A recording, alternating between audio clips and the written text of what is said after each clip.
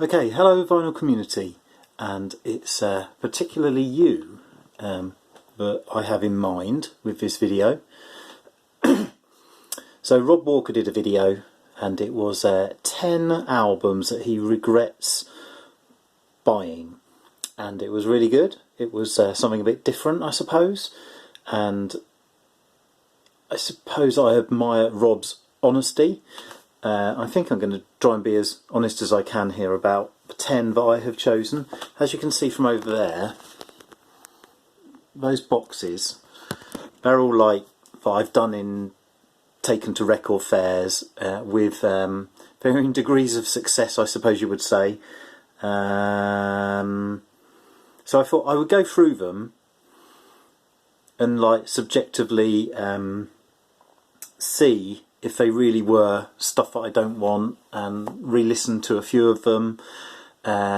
Surprisingly, there was actually one which was quite, you would never have thought I would have liked it, but it was a Zig Zig Sputnik album. Anyway, yeah, I actually quite like that, although why, I don't know. I mean, it's just yeah, anyway, so whether this is having a go at Rock Canon or your own personal favourites or whatever, I apologise in advance. Just trying to do a 10 album sort of thing. I've left the price tags on for authenticity. I suppose if you're interested, or if you have a good reason for liking them and haven't got it, you could write to me or respond or something, and then maybe I'll be generous enough to give it to you. I won't dwell too long on them, I suppose. You'll know them all, or well, you'll know most of them anyway. They're in no particular order. I'm not quite sure who to start with. Let's start with this. No, let's start with this. This is an album, it's a double album. I don't want to say, oh, it could have been a single album or something, but it's definitely very concept in its creation, I think. I'm not a huge fan of this band particularly. It definitely has one or two tracks, particularly one track which you will all have overheard and overplayed on all your greatest hits radios and whatnot. So this is a copy with poster and unused mobile of ELO, Out of the Blue, and I can't stick with it for the whole album, or it's just so stretched out.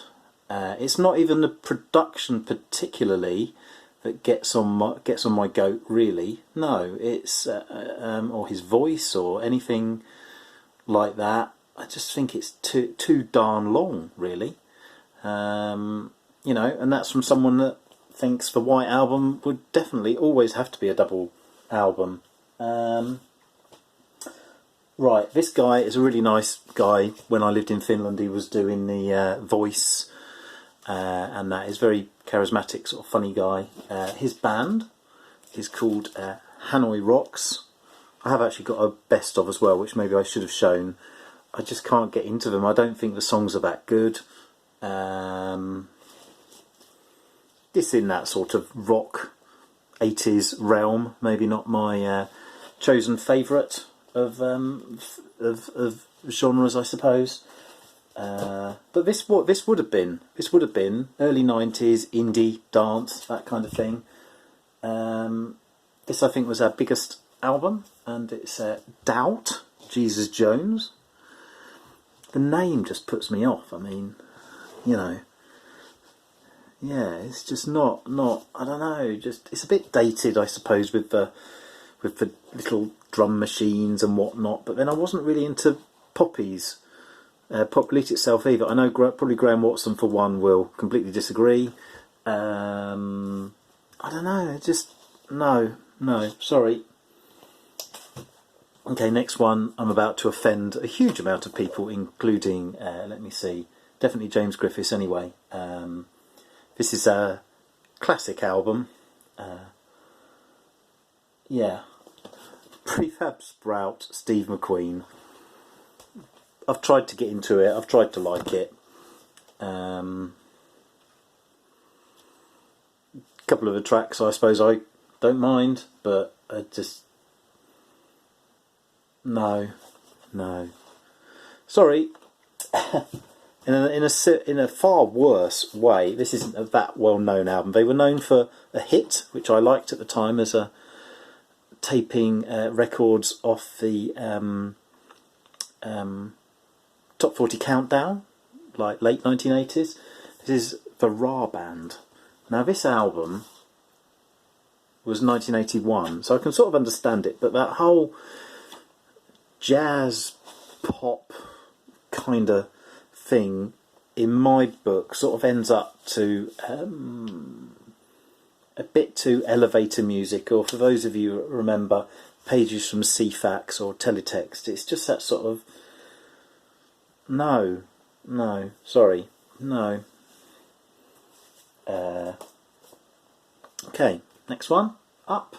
Found this very recently actually. It's a great cover, brilliant sleeve, but there was a double album out before it, I think. I don't remember who was talking about it recently, but the double was called it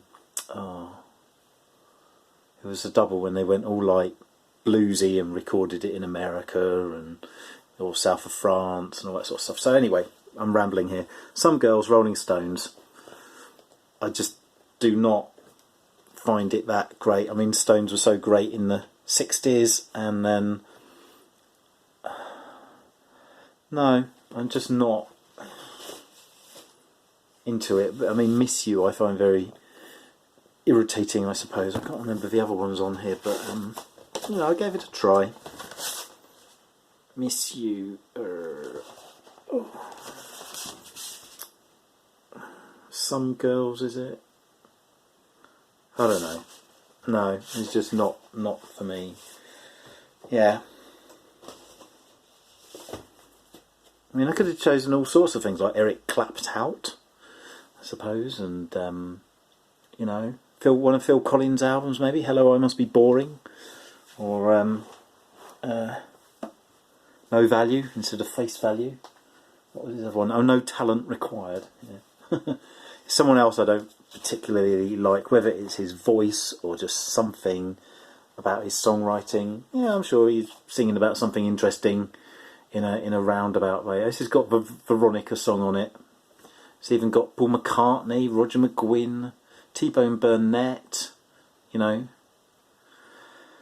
I just can't get into him at all. It's just no. I mean, in fact, the favourite record that he did, in my opinion, was the Secret Lemonade Drinker one. Really, who's next? Ravi Shankar. I suppose this is me having a bit of a go at. I mean, I couldn't really have a go at like panpipes, could I? But this sort of music on its own, just.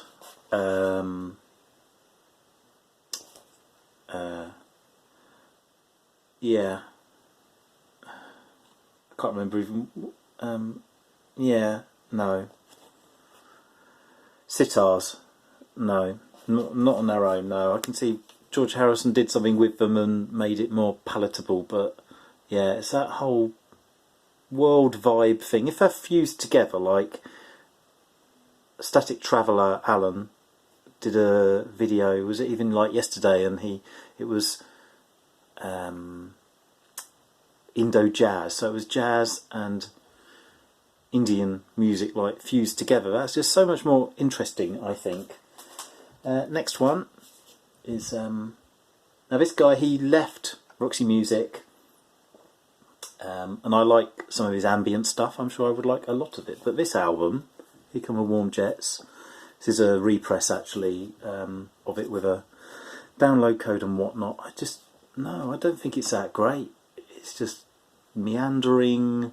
They all sound the same until you get to the tracks. Some of them are old, which is quite amusing.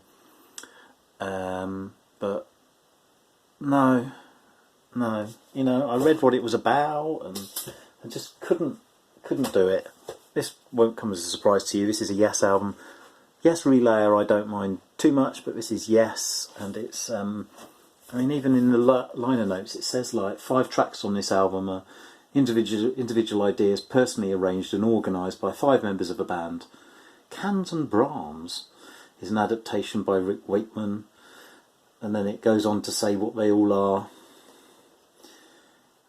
I don't see any need to have maybe more than 1 or 2 Yes albums. The artwork, that's great, you know. I mean, that would sell it to me in a way, but no, sorry. And last of all, sorry, Rob Walker. This is a Paul Weller album, Stanley Road. Couple of good tracks on here, I suppose. The Changing Man, You Do Something to Me. I mean, compared to the Jambo, it's just... No, it's not great. I mean, I bought it back in the day, you know, and yeah. So that's my slagging 10 people off. Yeah, that's it. See you later. Bye.